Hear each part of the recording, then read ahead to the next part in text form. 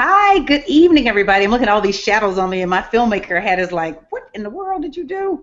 But I've got sunlight, so this light is going to change. It's great lighting, makes you look just wonderful, but it's going to change over the hour. I am Reverend Sherri James, and I am Senior Minister of Understanding for Principles for Better Living Church. And part of my enthusiasm is, one, this is my favorite thing to do in the entire week. Second, probably only to Sunday service. But they're like they like neck and neck because each one offers something different. And I am so excited to be here, but the thing that I'm most excited about is that Golden State is in the lead. And so, no shade to Cleveland fans, no shade to Cavaliers, the Cavalier Nation, but I am rooting for Warriors to win. So I'm part of Warrior Nation. Just FYI, if that makes you tune out, you were going to tune out anyway. Anyway, I'm so excited to be here. We are talking tonight about the second coming, and we just keep getting deeper and deeper into the controversial topics of mystical Christianity. And they're controversial because they really just turn these subjects on their head. But I'm going to take a different approach tonight, and I hope that this makes it a little bit easier. You guys pushed back so hard last week with the speaking in tongues. I was like, yeah, I don't want to go back and do that again. Let's find a different way to to dig into this subject. So I'm excited to jump in. Let me pull up the PowerPoint. So tonight we're talking about the second coming of Christ, and I really am taking a page out of my teacher, Reverend Della's book. And I already see a typo. Have you ever thought about it this way? Reverend Della had a podcast that she called Reverend Della Speaking, and it was done for Unity FM, Unity.fm, which is Unity's online free podcast, so that you can actually go see and listen to the archives of the podcast. And it was called Reverend Della Speaking, which was the way that she answered the phone. So if you called her house, when you would call up, she would say, Reverend Della Speaking, like not hello, Reverend Della Speaking, and that's how she answered the phone. And she always, her approach to New Thought was, have you ever thought about it this way? So it wasn't really like an in your face. It was, have you ever thought about it this way? So this is my approach tonight. I'm taking a leaf out of her book in terms of the second coming of Christ. Have you ever thought about it this way? And that's where we're focusing this evening. Our outline is pretty straightforward. I have some announcements. We have the opening prayer. We're going to talk about what is mystical Christianity. Then we're going to look at the literal story of the second coming of Christ, and we're going to talk about the spiritual antecedents to Christianity, which is an important part of discussing the second coming. And then we're going to look at a mystical reading on the second coming of Christ, and finally the second coming, the New Thought way, and then Q&A. Of course, always asking questions throughout. Don't hold your questions. If you are live, go ahead and unmute yourself, and if you're in the chat, I periodically pop over to the chat to see what's there. Why the Bible Hangout matters. So this is, I've been doing a lot of just my own personal spiritual development, and one of the things that I have been looking at is why I do what I do, why is it important, and why am I here and not sitting somewhere watching the game live, because I just believe that this is information that needs to be out there. I think that it's important for people to understand how their Bible was put together, not so much so it can shake their faith, but so that people can grow up in their faith. There are many people who still believe that the heavens parted and the Bible dropped out of the sky into somebody's hands, and that God wrote every word himself. And I'm just against, no, I am for Bible literacy. I am for understanding the Bible text. And part of the reason that I am a mystic and study mystical Christianity is because mystical Christianity embraces a the Bible scholarship and does not see a conflict between the things that academics are finding in the academy, people like Dr. Bart Ehrman, Dr. Marcus Borg, and the like, and what we study spiritually. And so what is appealing to me is that it's a way for me to practice my faith without putting my brain in the trunk. And for whatever reason, even though I was not drawn to traditional Christianity, even as a little girl, it didn't make any sense to me. I wasn't willing to go anywhere else. You know, I wasn't looking for agape, and I love agape. I think agape is amazing with the stuff that they do. I wasn't looking for Buddhism, and I think Buddhism is awesome. I haven't been to a Buddhist temple, but I've been to other temples and participated in chanting. But it was important to me to offer a Bible teaching, and I feel like there are probably other people out there like me who want to find a way to fall back in love with their Bible, and that was what Reverend Mary did for me. One of my teachers, who has since made her transition a couple of years ago, and it's what I want to do for other people. I want to give you back your Bible with the truth about it, things that we know for certain, and things that we guess within a reasonable amount of accuracy, just given what we know about history. So that's why this is important, and it's free. Or as one of my teachers, Dr. Will Coleman, would say, it's pro bono, but it is not free, meaning that there is no charge to you, but there are costs involved. And so, but you know, it's important to me that this information is out there. I have now hundreds of videos on YouTube from series. When the resources come, I'm going to hack them up and put them into like sound bites, so it makes it easier because everybody doesn't want to sit down for an hour and watch a video. But that's coming. That's down the line. And if anybody wants to help me do that, I'm open. I'm open to help.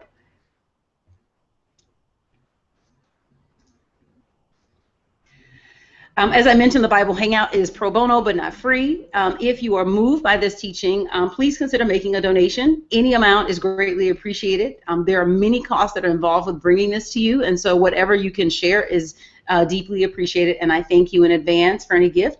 And I thank you, everyone who has made a gift. I'm really grateful for your support. I hope that you have gotten the thank you notes that I've sent you, because I do appreciate what you have shared, and I thank you for that. I always write a companion piece about that parallels what we're going to talk about on Thursday evening, and so that you can follow this series also on the blog, The Second Coming of Christ, A Mystic's Point of View. And I encourage you to leave a comment, because it means that it ranks higher in Google, which means that when people are searching for things like the second coming, they're going to come across this type of information. And it just helps get the word out there. It is so important to me that we have a Bible literate society. I think that life would be better. Not that everybody needs to read the Bible or believe in the Bible, but that perhaps there's some kid who's being taught to hate, and somebody's using the Bible as an instrument to teach them to hate, and they come across this information and it gives them a different point of view. You never know. Or maybe there's somebody who's at the end of their rope and really, doesn't know where to turn, isn't interested in going to an agape or Buddhist temple or some other place, and needs a Bible teaching that they can hang on to. So your comments mean something. It means that this information gets out into the world to help people. And I thank you in advance for any comments that you leave, because it does make a difference. We saved a seat for you. So the church that I am the pastor of was founded by the Reverend Dr. Delores Lett. And I have been charged with carrying on this incredible ministry that she started more than 30 years ago. And I want to personally invite you to our Sunday worship experience, which is at 600 West Queen Street in Inglewood, California, and our services are at 1 p.m. I invite you to come. Right now we are in the midst of a healing series, and we will actually have a healing service on June 12th. So if you need healing in any way and you believe in spiritual healing, I encourage you to come be a part of our service on June 12th and get you some of this good stuff. My new book is coming. Praise God. And I have to say that I went into this process naive. I really did. I thought, you know what? I'm going to take the blog posts and I'm going to turn them into a book, and I'm going to just put all the stuff in one place and turn it into a book. Literally, I do a little bit each day. There are so many, like millions of little details that are involved with pulling it together. So first of all, those of you that are doing pre-orders, thank you in advance for doing the pre-order. Your card will not be charged until the book is ready and released. But there are so many details, like literally so many details. And so that's what I have been working on, but I'm really excited. And one of the things I'm doing right now is developing the back cover with the designer. And I need testimonies. So those of you that have taken the class, meaning we did it in the fall, if you remember your experience and would be willing to write a 2 to 3 word testimonial about it, I would greatly appreciate it. And you can send that to me at Sherri@revsherri.com. And also inside the book, I want to include testimonies just about the Bible Hangout in general. And so if there's a testimony that you have about the Bible Hangout, I would greatly appreciate if you would consider sharing that as well. Same email, Sherri@revsherri.com. The scripture for this series is study to show thyself approved unto God. A workman needeth not to be ashamed, rightly dividing the word of truth. And that's 2 Timothy 2:15. And our opening prayer, if you could just take a moment to become present to right now. Just become aware of the prosperity, the health, the vitality, the energy, the intelligence, the wisdom that is present in this moment right now. There is only one power, there is only one presence. That power, that presence is God, the good, omnipotent, the everywhere evenly present spirit of absolute good. This energy indwells each of us and sustains us in complete integrity. And I just give thanks and praise that what we do this evening will not just be a blessing for us, but will be a blessing for anyone that comes behind us. I thank you that this message will reach someone who is in distress and turn them around. I thank you for every question that comes out of this conversation, that it will meet the need of someone whose name we may never know. And I give thanks and praise that there is a platform like this and for the idea behind it. And I thank you, Spirit, for the forward movement and growth of every person involved. Thank you for every overcoming. Thank you for every breakthrough.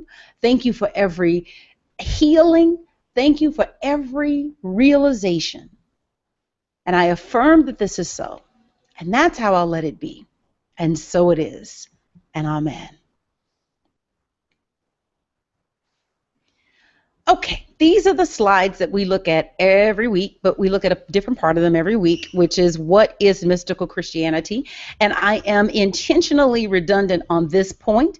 One, because the mind learns through repetition, but two, I'm trying to tie the teaching into the definition of mystical Christianity. So that's why I keep going over these 3 cards that we're going to see next.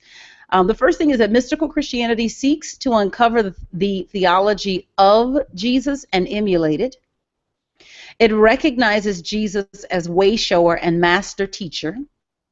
The term Savior is not widely used because it does not mean the same thing in mystical Christianity, though you may hear mystical Christians use the term Savior, but if by Savior we mean someone who is saving us because we are lost, that is not what we mean.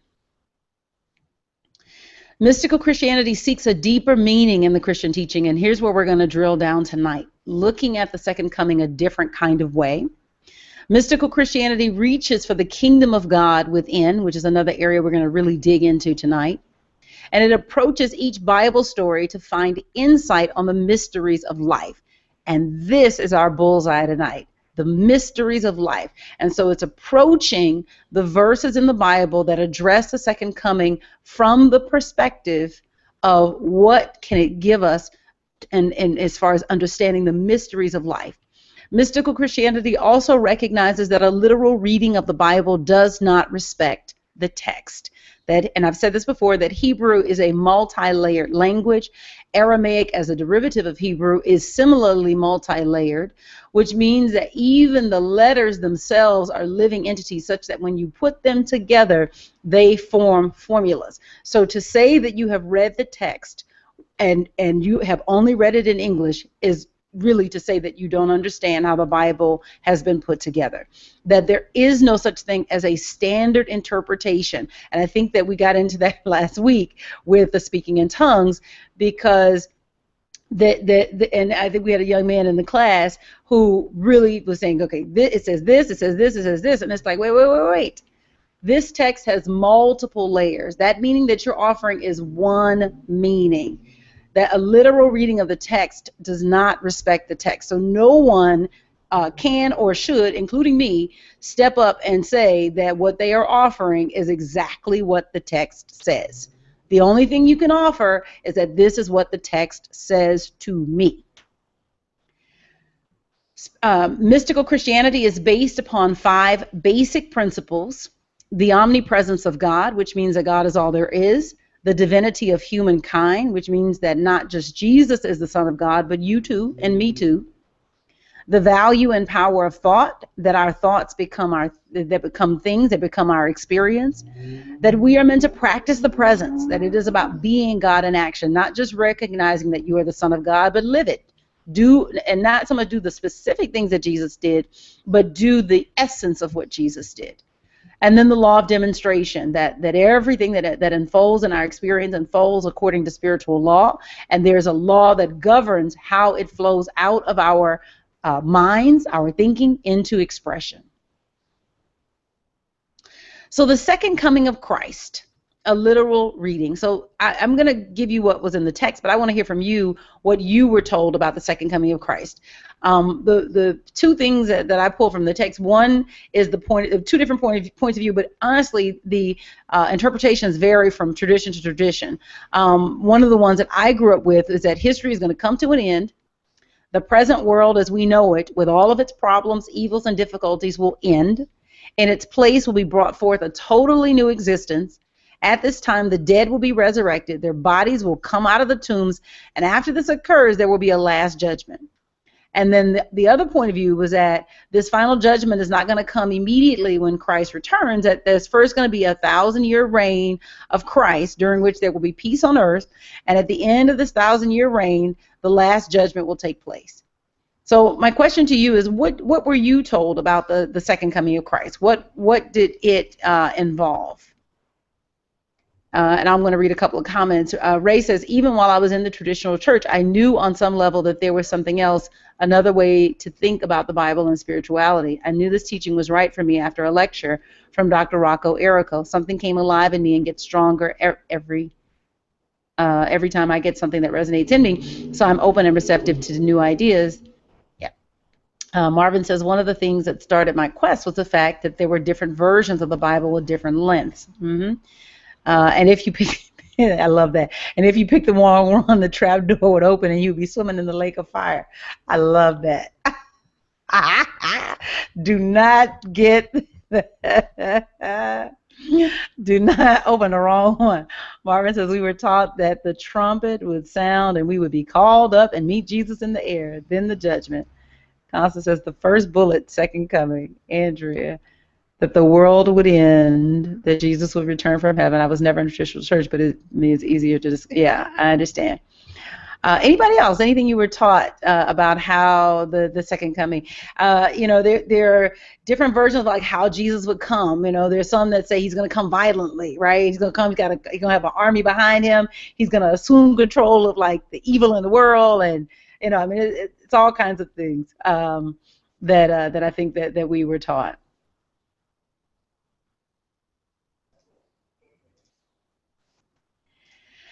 So one of the things that is important to do with mystical Christianity is that you have to consider the old lens. And a conversation about the second coming has to be framed in terms of the spiritual influences on Christianity. Many of the traditions that we believe are original to our Bible are not. And in fact, there are tons of human fingerprints all over our Bible. Now, in my opinion, these human fingerprints do not diminish the Bible's value and importance, and I do not believe that we should ignore those fingerprints. I think that we have to adjust our spiritual understanding to respect the fact that the Bible is a human product, divinely inspired, and full of contradictions that reflect the multitude of ways that people approach their faith. And so that's one of the things I think that is important, and that you cannot get around. I think that there has been a lot of effort to get rid of the human influences on spirituality, but you cannot do that. You cannot do that. That's acting like, there's a car accident, your car has been damaged, and you're going to pretend like it didn't happen. No, it's there. Andrea says that Christ would come back descending from the sky and claim his chosen people. Right. So I don't think that you can ignore those human fingerprints. For example, one of the things that we know for certain is that the Gospels are not eyewitness accounts. They were written at the earliest 40 years, the first one, Mark, 40 years after the time of Jesus' death. And, I forgot to mention this. I have this thing that I've been doing called MBH Insiders, and it's for people who want to get the live link. But I started giving out weekly gifts, and it's free to everybody, and to anybody who wants it. But if you go directly to my website, there's a thing that says Become an MBH Insider, and you'll get on that list. And so I sent an interview this week because I thought it would influence and be powerful for our conversation tonight about this teaching, because it's Bart Ehrman, and he wrote a new book called Jesus Before the Gospels, and his intent was to all scholars, and pretty much everybody, not just scholars in academia, but even scholars inside the church, have all been searching for the historical Jesus. It's only in churches that people don't share this information with their parishioners, which boggles my mind. That there is this recognition that there is a Jesus of history, and then there's a Jesus of theology. Marcus Borg talked about it this way. He talks about the pre-Easter Jesus, meaning the Jesus before the crucifixion, and then the Jesus after the crucifixion, and that they are two different concepts. That one is this divinely inspired, human who discovers his divinity, and then there's this other one that is, supernatural, otherworldly, and is the one that is the Jesus that I guess that people pray to on Sundays or during the week, and so the people have been aware of that for years. And what has happened is that the way that we read the Bible, we read it as if Mark fills in for Luke, and Luke fills in for Matthew, and John fills in for all of them, and vice versa. But they're actually different communities of people, and they actually disagree with one another. We saw that last week where we were looking at the verse in Mark, because in Mark, Jesus returns and says, go tell the disciples, and the women don't go tell anybody, and that's the end of the story. And then a scribe later adds all those verses that includes the verse about speaking in tongues. That there were different communities of people that were looking at and were influenced by Jesus's life. So anyway, I was bringing this up to talk about the historical antecedents to Christianity, and one of the things that is I think powerful is that these what's the word, the Christianity for sure grew out of Judaism. I think that's probably the easiest one for people to recognize and respect. I think a harder one for people to recognize and respect are some of these other antecedents, such as Zoroastrianism. we in this is before seminary, but when we were studying to be teachers in the Johnny Coleman Institute, we had to do a paper on world religions, and so Zoroastrianism, Zoroastrianism, Zoroastrianism was one of the religions that we studied. I had never heard of Zoroaster. I'd never heard of Zoroastrianism or anything. Well, this religion predates Christianity by about 600 years. It is a Persian faith, and it's interesting to consider that it sort of faded away and Christianity rose. And the thing that was amazing was when I got an opportunity to read some of the sacred scriptures, and they are verbatim quotes of things that are attributed to Jesus. And this faith predates Christianity by 600 years. So there are things that we think of that are, what's the word? I can't get my thoughts together tonight. That we think of as unique to the Bible, and they're not. And they appear in other texts, and so we know that they were part of influences. Zoroastrianism was part of the Babylonian Empire, and so scholars believe that is when those influences were likely picked up by Hebrew, and then later, touched Christianity. Another thing is, and I put Egyptology in the blog, but I actually don't know what the faith was called, so I could be wrong on that part, meaning the name of the faith.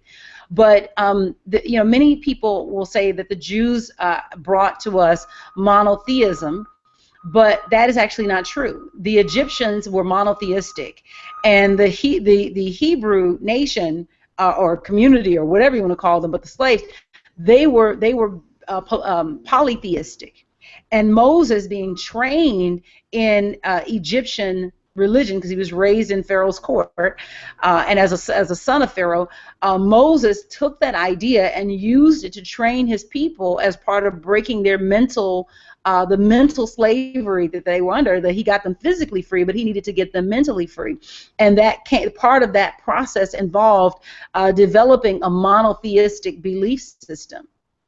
So inside of Zoroastrianism, like for example, in Hebrew, there was no concept of a hell. It just didn't exist. We're going to talk about that next week. There was no such thing as a hell. When you died, your body was just in the ground. There was no concept of like an afterlife or anything like that. Those are things that were picked up through Zoroastrianism and then passed down to Christianity through Judaism. The same thing with the monotheism. So all of these, and inside the ancient Egyptian religion was this belief that you were judged according to your heart. That was not original to the Hebrews. That was original to the Egyptians and passed on to the Hebrews and later passed on to Christians. And so these ideas about afterlife and how things work, they're not original to Christianity. And so when you talk about the second coming, it's harder to talk about it, and make some sense if you don't consider these influences. And if you think that these influences don't make a difference. Marvin says, don't forget that Joseph was initiated into the Egyptian religion. The only reason I didn't mention Joseph, Marvin, is because Abraham, Isaac, Jacob, Joseph, they're considered the patriarchs of the faith, but they are not considered real people. The stories that are told about them repeat in other traditions, and so they are more mythological than they are history. We don't really get to Jewish history or Hebrew history until we actually get to Moses. But the stories of Joseph and Jacob and Abraham and Isaac and those stories are allegorical, and in Judaism are understood to be allegories. It's only when you get to Christianity that people make this distinction to say literal fact.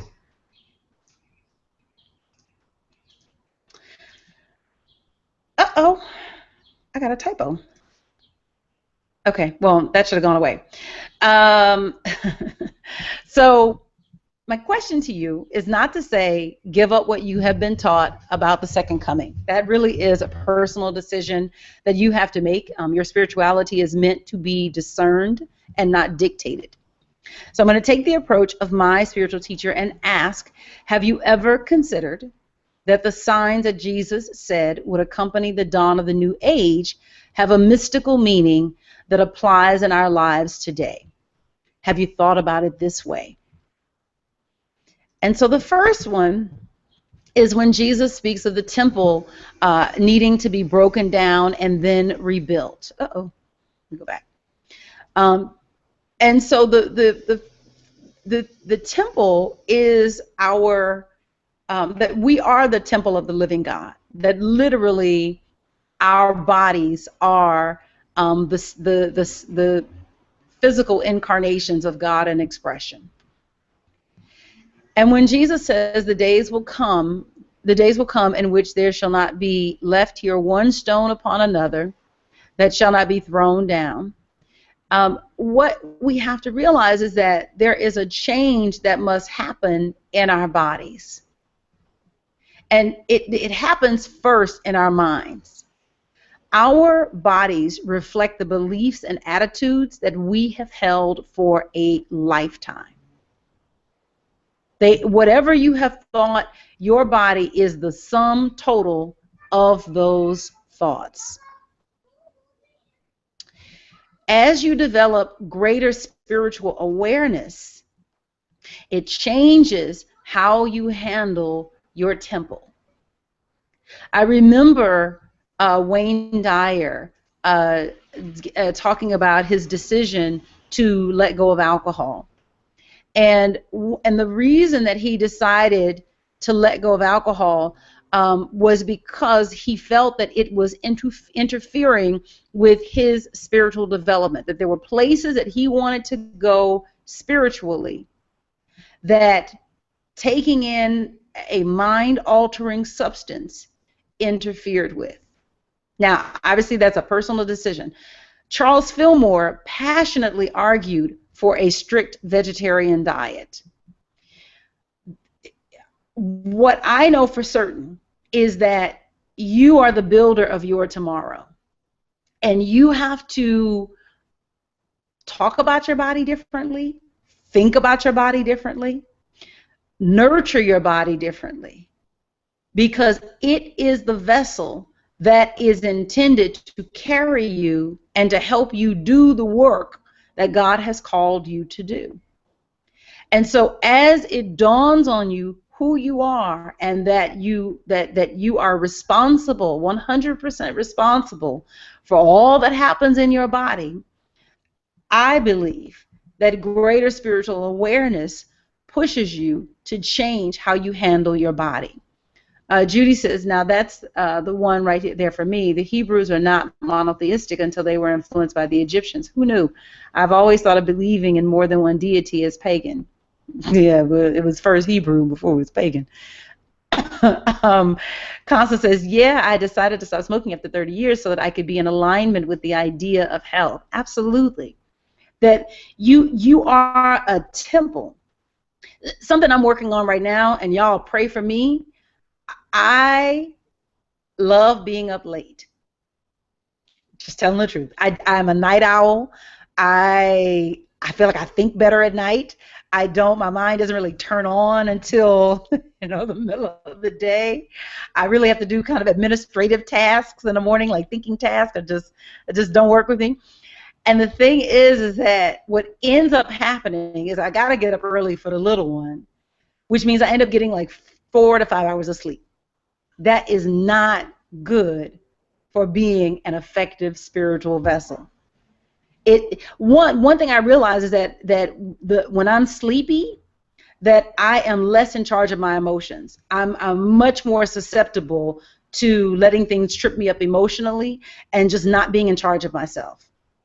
And so when Jesus speaks to the temple must be broken down, that this body reflects the practices of someone who doesn't get enough sleep. And as it dawns on me, like really dawns on me, not just that I know it intellectually, but that I understand it and I begin to operate from it, that that I get in bed, or not even that, because I could be a night owl, right? But right now I've got somebody who gets up at like 5 something. This morning he got up at 7. Yesterday he got up at 5:45. So I need enough sleep so that when he's up, I can go ahead and get up.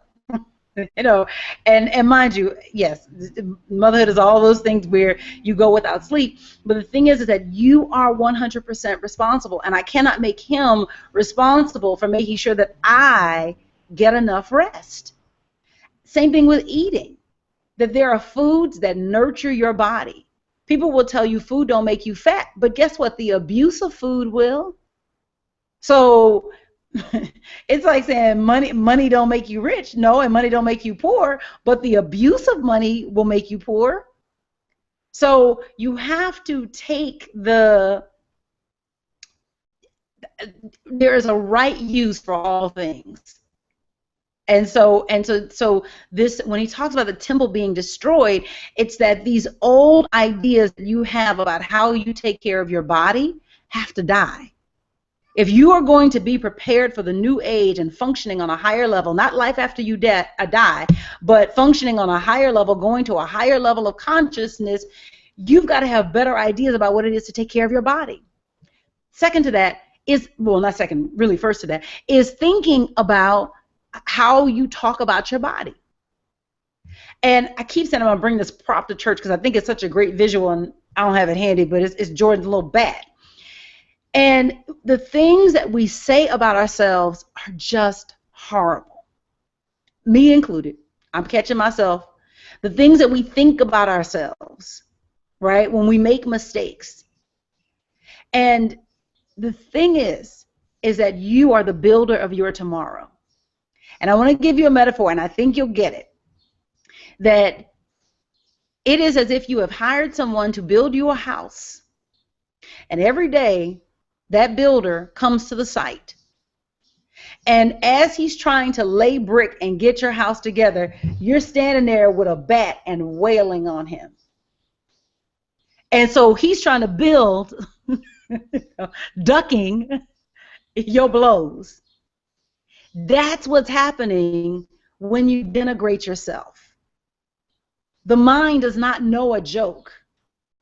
And so some of us are walking with a perpetual bat in our hands, knocking ourselves in the head. And occasionally we knock somebody else around, but mostly we knock ourselves around. So the temple being destroyed, because the temple was built on old thoughts. And so the new temple that has to be built on a spiritual understanding that you've got to be gentle with yourself. I put a song on today's blog by Karen Drucker because she's like my new, woman crush Wednesday. It's called Let It Be Easy. And she said, I'm going to handle myself like a newborn babe. And I'm only going to go as fast as the slowest part of me is willing to grow. It's like, it's just, be all right with where you are and just move with deliberate intention, but be gentle and kind to yourself. Be gentle and kind to yourself in terms of what you eat, in terms of what you say, in terms of making sure you get enough sleep, in terms of the people that you hang around. Y'all have heard me tell this story before. I was in an investment club. And, I guess it was okay as far as investment clubs go, but the women weren't kind to one another. And I stayed in the club out of some misguided understanding that this was part of demonstrating my prosperity and proving it to the universe. But meanwhile, I'm getting, every meeting is like you got to knuckle up. And it's like, are you kidding me? So it's be kind to yourself. It isn't his original to him, but he's the first person I heard say it. Dr. Darrell Pulley, he said, I want to go where I am celebrated, not just tolerated. The temple has to be destroyed, and the new temple, based on a spiritual understanding of who you are, must be erected. Constance says, "Oh my Lord, you talk about me. I hit the bed every night around 2 to 3 a.m. However, I don't get up around till 11." Well, that's good. You're getting enough sleep. So I don't think late night is an issue. I think less than 8 hours is an issue, right? Um, Andrea says, "I'm an early bird, getting up around 5:30 a.m. Girl, God bless you." Marvin says, "Beliefs about being a night owl or an early bird are still just belief." This is very true. Andrew says, "I agree. I have done both, but my body clock seems to operate best during the early hours. Personally, I think it's more habit than belief." Yeah, yeah. Absolutely, absolutely. Uh,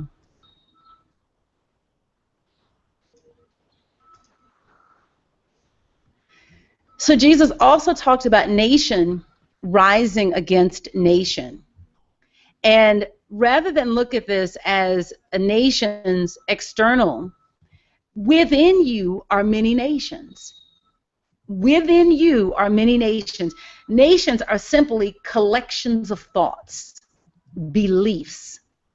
And so this nation rising against nation, it ultimately boils down to a conflict between the nations within that represent your human training and conditioning, and the nations within that represent your spiritual understanding. These are the nations that rise against one another. Everyone fights this war within himself. For example, maybe you affirm that God is all there is, yet when certain challenges arise, you doubt your ability to prevail. Maybe you secretly hope that the challenge will go away on its own. Everyone fights this war, but not everyone persists. And if you are going to live in the new age on the new level of consciousness, you must persist in holding to principle. It is not easy. You will think that you are losing your mind.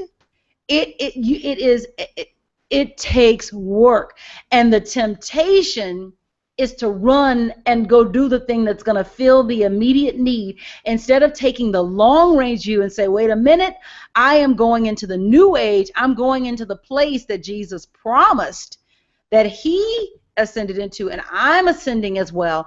And so I am going to persist, and I will not look for the expedient way out.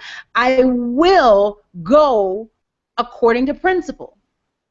And if it falls, so be it. If it all falls apart, then it was meant to all fall apart. But I am going to stand on principle, and the principle is that God is all there is. So, and so these nations are warring inside of you. The belief that you are 100% responsible for your experience, but there's also a part of you that believes that people can do stuff to you. Those nations are at war with one another. Talk to somebody long enough. Talk to some of these diehard New Thought people long enough, and you will find out who they blaming for why things are the way that they are. These nations are warring inside of us. And so you must make the choice to go the distance, to hold to principle no matter what. That there is no one that can do anything to me. My circumstances of my life are not the responsibility of anybody else. It doesn't matter who's in the White House. We're in this election season and we got all this fear running. I don't care who gets in the White House. I'm going to prosper anyway. Because my God is never broke, and my God expresses through me. And so whether they lock up all the money, we got this thing where, like the rich, they're not paying taxes, and that's sucking the money out of the poor. No, the poor are staying poor because they keep concentrating on being poor. I read this today from Robert Collier in his book, The God in You. And it said the shadow of growing grain kills the weeds. The shadow of growing grain kills the weeds. So you don't have to go and get the weeds. You just need to grow the grain. And so what I wrote as my takeaway is that the shadow of growing wealth kills the debts. You busy trying to go debt free, and that's keeping you in debt because your attention is on the debt. The growing grain, the shadow of the growing grain kills the weeds. So the shadow of your growing wealth kills the debts. So it don't matter who get in the White House. I'm going to prosper anyway. And you too can have the same attitude. I'm not dependent on an economy. God doesn't operate according to an economy. His economy is always prosperous. And so since I am an emanation of God, then I will be given the right tools to understand how to prosper no matter who is in office, no matter who's setting policy. And not only that, but because I'm living righteously, that I will develop the influence to use my resources to create policies that support the well-being of all people. That I will not, quote unquote, get money and then not make sure that there is a playing field that is level for those who have not figured out that they are made in the image likeness of God. Come on, somebody. So these nations are warring in you, and you have got to get to the point where you say this and nothing else. And so you must get to the point where you stand on it. Even in the face of everything falling apart, that you stand on it. That God is principle and God is unwavering, and so me too. I am unwavering in my stance on principle. Andrew says, yes, nations of thinking, let the divine nations within me reign. That's a great affirmation. Marvin says, when I was a cadet at North Georgia College, they kept us so busy, all we needed was 5 hours of sleep. You know, I'm saying 8 hours because I need 8 hours. But everybody has whatever their internal body clock is, and I think that it is honoring what you need, but making sure that you get the optimum rest that is right for you and for your optimum functioning. Because again, you sleepy is a lesser vessel for God than you alert. I mean, that's just the truth. Andrew says, actually, I have been operating on those same 5 hours lately. I love when I get 7. Marvin says, sociology opened up my mind a lot. Maybe there were other ways to live than the one I was taught. Yeah.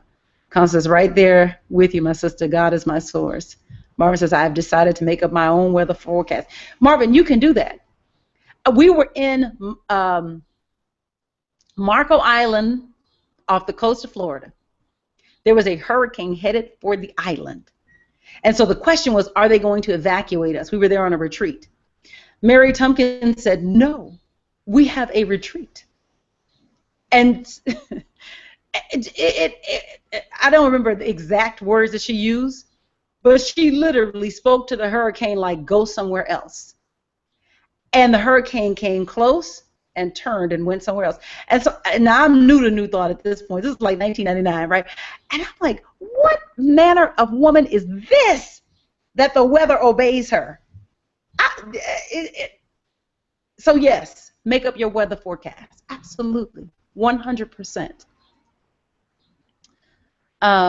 Phyllis says, God gives you the power to get. Well, absolutely. It is not by might or by the power, but his spirit. Amen. That's it. That's it. I'm not rich because somebody's in office, and I ain't broke because somebody's in office. But, you know, I have heard people, no, I'm getting off track. It's 7:50. I got a lot more points to go. Jesus said there will be famines.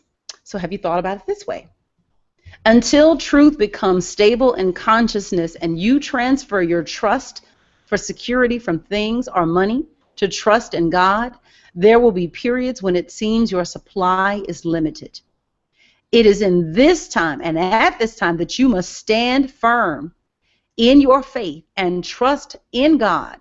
Then there will be new growth inwardly and outwardly. This is, put 550 million amens on this. That as you are going through this process, the human consciousness is interested in staying alive in you. And so the one of the tactics of the mind, so let me explain this because this is where people get in, they call it the devil. Our minds move according to habit. And whatever is your habit, all of you is invested in supporting the habit. When you try to change the habit, it registers in the mind as a threat. And we get extra creative in sabotaging efforts to change the habit. I sent a video out to the MBH insiders a couple of weeks ago on the power of habit and some powerful stuff. So y'all got to get on that list. You can just go right over to revsherri.com. It's right under the video. Just click the little red button. But yeah. I sent a video out that talks about how you break a habit, because there's actually science to support how to break the habit. But so the mind moves according to habit. Now, here's a way that I know you'll understand it in case you're still stuck on a devil. The body has a set weight. When you lose weight, the body adjusts. So when you take in fewer calories, the body puts out fewer calories because it is trying to maintain its set weight. It's like a thermostat, right? And so what happens is that you're trying to lose weight, and so what the body starts to do is say, threat, red alert, right? And so it starts to cut off functions like your metabolism or slow them down. Your heating system. So you hear people when they're dieting, they say they're cold. Your heating system. It stops or lowers the production of leptin, which is the hormone that tells you that you're full. And so all of a sudden, you're trying to cut calories, you just feel hungry because the body is doing everything that it can to keep you at your set body weight, right? This principle repeats across your life. You have a set financial weight. You have a set, everywhere in your life, you have a set weight. When you start to make changes or attempt to make changes, the mind, the body perceives it as a threat, and it gets creative in basically moving you back to where it feels comfortable. Now, in traditional Christianity, they call that the devil.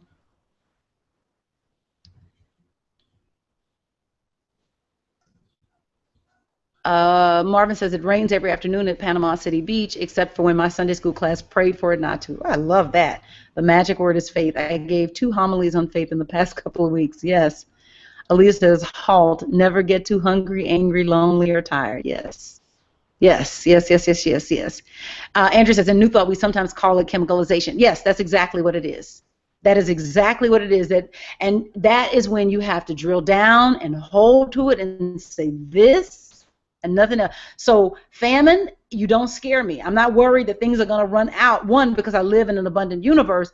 But 2, I want what I want more than I'm worried about this famine, quote unquote, lasting forever. Because that's what the mind tells you.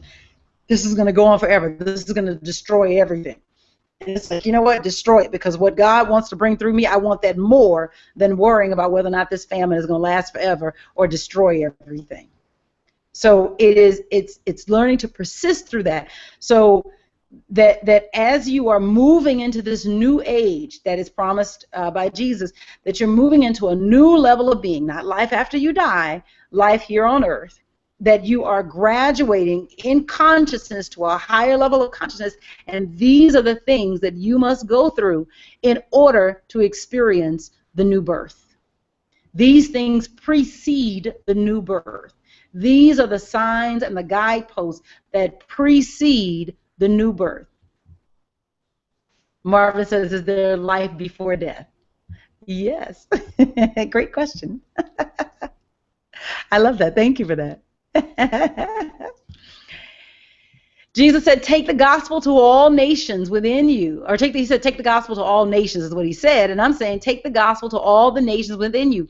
And I love this picture because I thought that it just appropriately captured the collections of people. And so if you think of each one of these little pods as like a collection of thoughts, you know, you got your thoughts about your health. You've got your thoughts about your family. You've got your thoughts about your friends. You got your thoughts about your job. You've got your thoughts about this political situation that we're in right now in the U.S. And there are all of these nations within you. You have got to take the gospel to the far reaches of the earth, not external to you, but within you. And what is the gospel that you are taking? That you are one with God. that you are the Son of God in whom he is well pleased. You are one with all there is. And I love the way that Lewis puts it. He says it is not enough to think that these ideas of truth. They must be expressed in our thinking, feeling, and acting on all levels. It can't be just a Sunday experience. It is not enough to say that we trust God. We must actually trust God. Let the idea of oneness with God infuse your entire being. Let it infuse your entire being. Let it coat you from your head to your toes. Let it come out in your pores. Let it be your immediate reaction to whatever comes up in your experience. That when stuff happens and ish hits the fan, you stand up and say, no, God told me that I have and that I live in an abundant universe, and I'm calling that forward, and that's what I believe in, and I refuse to believe in anything else. And so I don't get caught up in somebody else's drama. It would, because sometimes, like, we quote unquote, we hold in the truth for ourselves, but then we allow ourselves to get caught up in other people's mess. And so and here's what that's like when we do that. It's like y'all may not remember this movie, but Air Force One with Harrison Ford. And so the thing is that the president's plane had been hit. And so it would be like if your friend is in the theater and watching Air Force One, and the plane gets hit and starts to go down. It's all the stuff that's happening, right? And he calls you on his cell phone, and he says, hey, Marvin, okay, dude, some stuff is going down. Air Force One has been hit, and it's going down. And I don't know what to do. I mean, our president is about to die. This is, like, serious. I mean, this is like straight up Armageddon right now. Do you let him stay asleep, or do you tell him that it's a movie? Most of us let our friends stay asleep.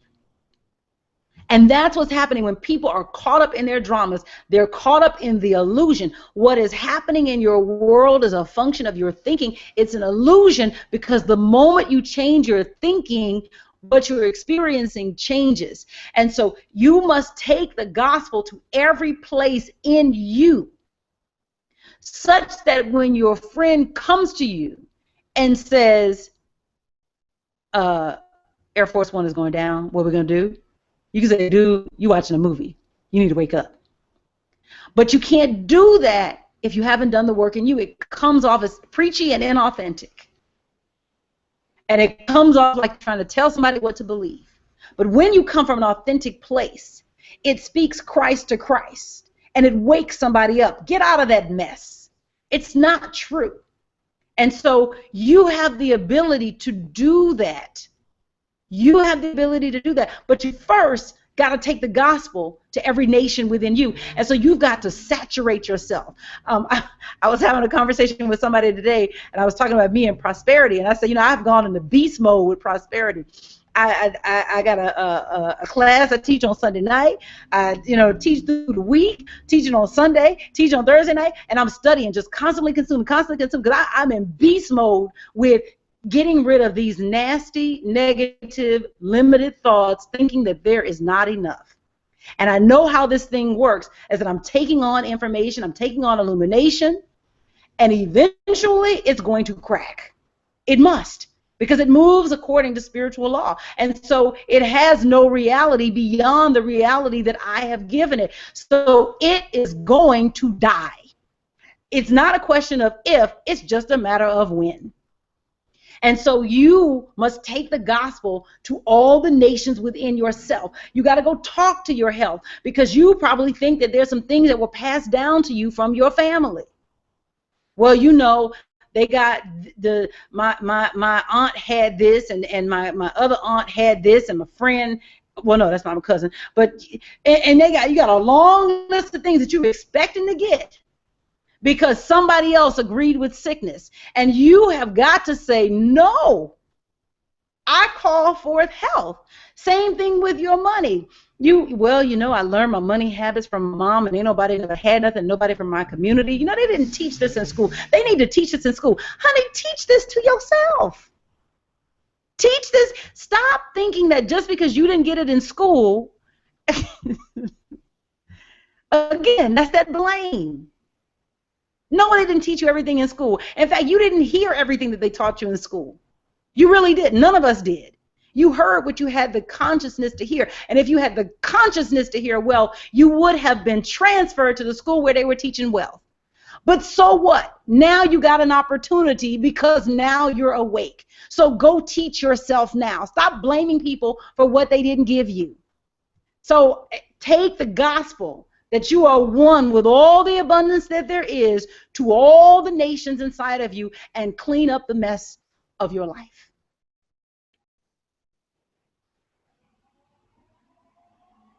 Marvin says, I studied magic to learn how to create a glamour, only to learn that I have been living in one all my life. Marvin says, I read New Thought books 30 minutes every day so that I know I'm thinking that way for those 30 minutes. I do too, Marvin. I set a 30-minute time limit because it's about as much time as I got, but I try to get in 30 minutes a day. Marvin says, self-confident actors tend to do better than well-trained actors. Yes. When you are confident, what happens when you're confident is that you're a vessel, right? There's nothing blocking you, right? And I've learned this because I'm very well trained, very, very well trained in a few different areas. But lack of self-confidence will dam up all that training. Lack of self-confidence will dam up all that training. So that's why you can't just develop yourself academically and intellectually. You've also got to develop yourself personally and spiritually, because you've got to have a way to release this stuff out. There was an interview that I was watching with it's from a podcast called The Eventual Millionaire, and the author that was being interviewed is Honoré Corder, and she's written 17 books, and she's a best-selling author and a millionaire from the books that she's written. And one of the things that she said that landed like a ton of bricks is that on me, was that you got to do your prosperity work. And that just touched me, like I heard it, right? You know how sometimes you're listening, but this time you heard it, and I just heard it. That's when I went into beast mode, like, okay, wait, I'm not doing my work. So it's not just developing myself as a writer, right? Because I'm doing that, but I've also got to develop myself in terms of prosperity. How many writers can write Toni Morrison under the table, ain't got a deal? Right? That are gifted writers, maybe got one book out but haven't done the prosperity work, so cannot get the traction that an Octavia Butler got, or that a Toni Morrison got, or whomever you admire as a writer, right? That you have to do that development, that there's no substitute for it, and it's not in place of the technical work. So you got to work on your craft and you got to work on your mind. And the two must be done. And you don't sacrifice one for the other. They are done in tandem.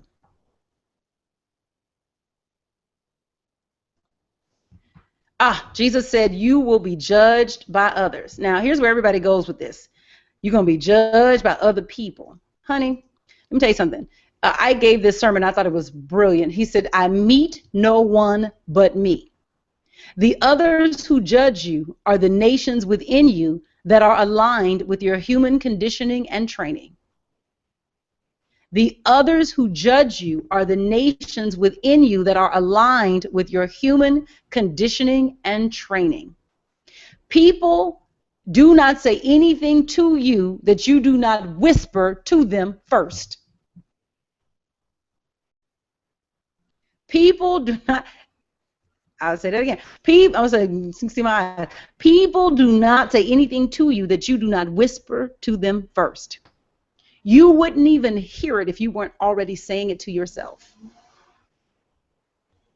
That's how this universe works. You wouldn't even hear. There are things that people say to you now that you do not hear. There are things I'm saying right now that you're not even hearing. There has to be a receptor in you to receive it. Otherwise, it could not find you or touch you. And so what you learn to do as a metaphysician is you learn to remove the receptors for what you do not want and put in the receptors for what you do want. You become an intentional liver. Abraham says prosperity is 98% mental, 2% doing. Yes. So the judgment that is happening, and this is the thing, y'all, and I'm in this moment right now, if I can just be transparent, I'm just taking a page out of Della's book, because she was openly transparent with the stuff that she was, whatever she would go through, that I'm in this place right now where I am breaking through, emotionally, spiritually, physically, on all levels. And there are times when I feel like, am I crazy or am I holding on to principle? And the question doesn't come, obviously, from the part of me that's holding on to God and that's aligned with God. The question comes from the part of me that is willing to have the mundane. The question comes from the part of me that's willing to stay in the comfortable place. And so there are times when it is nighttime and I have to get a grip on myself, because when I'm sleepy, that's when I'm susceptible. That's why rest is so important. Where I am literally like, am I crazy? Like, like I'm holding the principle and I'm believing and so the nations within you, that you do reach a point that when you are holding to principle, that the question comes up and says, that don't make no sense. That ain't gonna work out for you. Or the feeling that it will always be the way that it always has been. I was watching a video, because that's the other thing I do. I'm in beast mode. So let me describe my day for you, just so you understand what beast mode looks like for me. So during the day, I get up, I have my prayer, my meditation, and then I'm listening to YouTube videos of like affirmations and things like that. So it might be a song, but it could be different teachers or whatever. And then I have some cards that I'd like run through with like my some prosperity information on, and then I'm preparing my lesson, which also is helping my mind.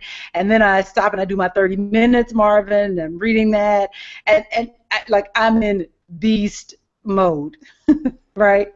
So the thing is that I know that I'm hitting that bedrock, right? That when you can drill down and the dirt is soft, you can go down, but at some point you're going to hit that bedrock. I know I'm hitting bedrock because it done got crazy, and chemicalization is just doing what it's going to do, meaning that the nations are warring within me, and all of us will reach that place, and it's nothing to be afraid of. Because when you get there, you'll be ready for it, right? That when you get there, you will be ready for it. And it is where you are standing on principle, and it's a no matter what. It's like either this works or else. Either Johnny was lying, and so was Napoleon Hill, and so was Charles Fillmore. There's a lot of lies. So was Mary Baker Eddy. So was, let's say Thurman Evans, but that's not what I wanted.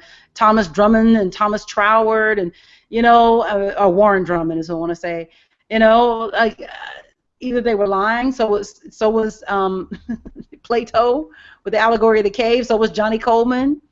It's like either this works or it doesn't, right? And so I have a commitment to prove it in my experience. To prove it in my experience. And I've gotten enough evidence. I say I've come too far to turn back now. I've gotten enough evidence to know that I'm onto something and to know that what I'm teaching is true. And now it's the process of just holding to it. And so the others that judge you are all those places and all that training growing up in Houston with all the segregation and all the limitation, all the things that I learned growing up. All of those things are strongholds inside of me. And I know and I can feel them breaking. I can feel them breaking and coming down. One of my favorite songs is Tasha Cobb's Break Every Chain. Break every chain. I hear walls tumbling down. And so it's the same thing that as you persist in knowing that you are 100% responsible for your life, and God is all there is, and there is no power opposite to God, that you that you stand on it and that you trust it. You know, and it's not about an arrogance. It's just a confidence that this is what it is. This is all that it is. Alethea says, when you master the nations within you, it becomes vision in your outer. Yes, ma'am. Yes, ma'am. Yes, ma'am. Absolutely. Marvin says, Emma Curtis Hopkins, we must deny what we don't like. Yes. Andrew says, for me, spiritual growth is about stretching. It may not always be comfortable. Yes. Yes, there's an army rising up. Yes, yes, yes. Thank you, Andrea, for that. There will be conflict in families. Your family, again, this is all an inner transformation that's happening in order for you to move into the new age of living on a higher level and living the Christ life. Your family within are those beliefs that are the bedrock of your understanding of how the world works. This will be the hardest thing that you ever do. It will be, I promise you. It'll be harder than your PhD. It'll be harder than giving birth. It'll be harder than pushing 30 ton rocks up a hill. And this inner conflict, see, the nations may have some distance from you, right? So it might be easy to let go of smoking, right? It might be, and I don't say easy because I know it's the letting go of smoking is not necessarily easy. But there are some beliefs that are your family members that in order for you to let them go, mama gotta be wrong. In order for you to let them go, daddy gotta be wrong. In order for you to let them go, big mama and nana gotta be wrong. And that's not easy to do.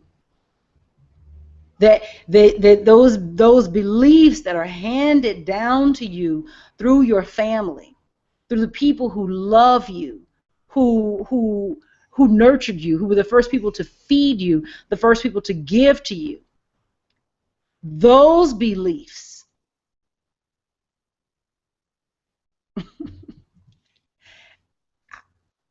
we are not always willing to let them go.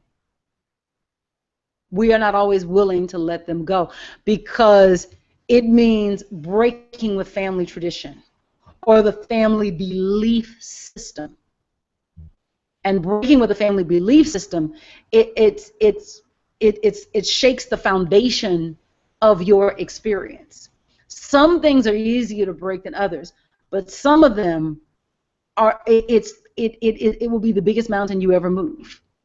And so you must have the willingness to persist. Marvin says, out of 10 of my core beliefs, only one of them was developed by me. Yeah. Yeah. So much of what, you know, and the thing is, our parents didn't give us anything that they didn't think would nurture us or would take care of us. They weren't trying to harm us. But as we grow spiritually, we've got to try the Spirit by the Spirit. And a lot of the stuff that we have been given is not based on Spirit. A lot of the things that we've been given is based on a worldview. And so we must come into a universal spiritual understanding of the world and how it works. And that means mama might have to be wrong. That means daddy might have to be wrong. Andrea says, "Ooh, yes, I have been releasing many of those family beliefs. That is, well, the old body is really being torn down. Yes, yes. Marvin says, family is only against you until you succeed. Then they were for you all. Ain't that the truth? They're against you until, you know, success quiets all storms. That's what a friend of mine used to say. Success quiets all storms. But this is I promise you, this is the hardest work that you will do. This is not easy work. This is not easy work. Andrea says, in my case, there was some conflict on the outside of me, too. My very Baptist husband actually forbade me to study New Thought. I persisted, and I'm sitting here right now listening to this study out loud on my computer. Hey! And he is not saying a word. He loves to change. It has brought me. Saved our marriage. Amen. Amen. It takes courage to do it. This is why most people don't get it. I think New Thought is an older movement because you gotta make some folk wrong, and most people don't get the courage to do that until they get into their 40s, 50s, and 60s. You know, when I was in New Thought as a 20-year-old, late 20s, there were not a lot of young people in this movement, because it takes courage to question what you've been taught. It takes courage to do that. Yes. So the inner struggle is real, y'all. Y'all know I love the blue pill, red pill. Intentional inner transformation will be the hardest thing you will ever do. The thing you must know is that when there seems to be confusion, don't try to argue, analyze, or figure out what is happening. That is the time that you go to God, that you get quiet. Jesus called it going to the mountain, that you enter a time of meditation and prayer, and you become still and pray for the inner strength and the courage to let the transformation take place in you. This is the work. And so as the circumstances of your life become more challenging, you let your inner disposition get quieter and quieter. This is how you prepare for the second coming. And so my question is, have you ever thought about it this way? And of course, what you gonna do? Did any of the mystical interpretations of the second coming resonate with you? Which of the signs that Jesus spoke of have you dealt with or are you dealing with presently? And did you hear something today that can make a difference in your tomorrow? Leave me a comment on the YouTube video for this lesson. I would love to hear your thoughts on it. And if you're watching this later, please feel free to leave a comment. I do respond to the comments. I get alerts when they're made, and so I respond to them pretty much within 24 hours. Q&A. Questions? Eve says, be the change you wish to see. Yes. Yes. Easier said than done, but yes. Yes. Yes, yes. Questions, thoughts, comments, insights? Constance says, in answer to your question, yes, as a New Thought student and teacher, the second coming within sits well with my soul. Yes. I know, Marvin. You know, it's coming, but we're not at the place yet where we record our services. We have a camera, we have a tripod, we have tape, we have batteries, we got electricity. We do not have a cameraman or someone who's going to be responsible for taking the videos and encoding them and preparing them for for release on YouTube. That's coming. That's coming. You know, we're in a really wonderful place right now where we've got some incredible commitment from people, and I'm grateful. But we're just not there yet. Oh, that's a good idea. Andrea says the service you put on SoundCloud was great. Yeah, I can do that. Oh, I can do that. Yeah. I'll do that. I'll put the I have a SoundCloud account, and what I'll do is I'll put the stuff there, but I'll make it easier for you guys to find it, because you just have to know that I got a SoundCloud account. One day there's going to be like an army of assistants, and this production is not going to have like toys in the background.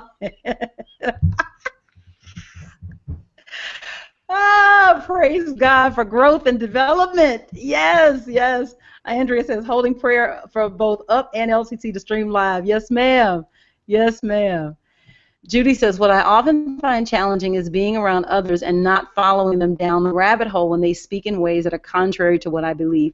I'm often at a loss for words on how to tell them they are wrong without sounding preachy and like I just know everything. You're right. I agree. And sometimes you just learn to be quiet, because there's all, I had a member come to me, and she brought a friend of hers from Ohio, and she sat her down like, you tell her that there's no evil and all that. And so I talked to the girl, and what I realized was that this young lady that she brought to talk to me didn't have a question on her heart. That what you learn to listen for is the question on people's heart. And so sometimes we go trying to tell people something, and it's not a question for them. And but what happens is as you get quiet, you're able to perceive who actually has a question on their heart and who is just talking but unopen to hearing anything different. And so you learn to let Spirit be your guide as to whether or not you say anything. But the main thing is that you take it into yourself. That you do the work on yourself, and then the Spirit will guide you as to who is ready to hear what you have to say. Phyllis says, I never thought of it this way before. Yay! Della would be so happy and proud of me. She'd be happy that I didn't do my usual in your face. But that's what she would do. She was so, her style was just disarming, right? And so she would just ask you, have you ever thought about it this way? And so it wasn't like, get rid of what you believe. It's just, have you ever thought about it this way? So it was just gentle and loving and warm, and, that's why we love her. Alethea says, young would rather not participate in religion or doctrine rather than learn a different way until they are older. Yeah. Absolutely. Absolutely. Marvin says, we see it done and so it is. Thank you. Speaking about the live stream. Constance says, I always say, well, that's not in my world when speaking with others. Yeah, I like that. Well, that's not in my world. Yeah. Judy, as a potential way to respond, is like, well, it's not in my world. Again, it's letting the Spirit guide you on the best way to respond. And as you do the work on yourself, you get better at knowing what to say, what not to say. And a lot of times you stop attracting folks like that.